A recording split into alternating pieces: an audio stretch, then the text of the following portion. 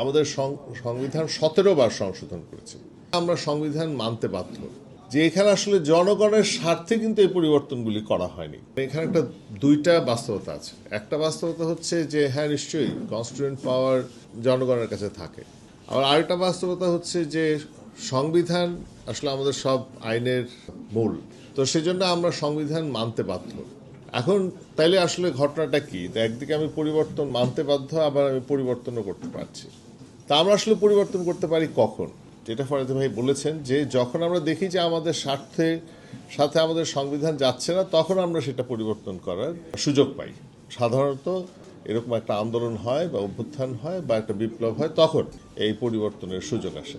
তো আমাদের যে বাংলাদেশের ইতিহাসটা আমরা যদি দেখি যে আমরা আমাদের সংবিধান 17 বার সংশোধন করেছি। এই 17 বার সংশোধনের যদি ইতিহাসটা আমরা একটু দেখি, তাহলে আমরা দেখব যে এখানে আসলে জনগণের স্বার্থে কিন্তু এই পরিবর্তনগুলি করা হয়নি। একমাত্র ত্রয়োদশ সংশোধনী যেখানে আমরা তত্ত্বাবধায়ক সরকার পাই, সেটা বাদে প্রতিটা সংশোধনী করা হচ্ছে যে ক্ষমতায়, সে আসলে তার ক্ষমতা নিরঙ্কুশ করার জন্যই চেঞ্জ করেছে। কনস্টিটিউয়েন্ট পাওয়ার লাগে নাই, তারা সংসদ দিয়ে আসলে সংশোধন করছে।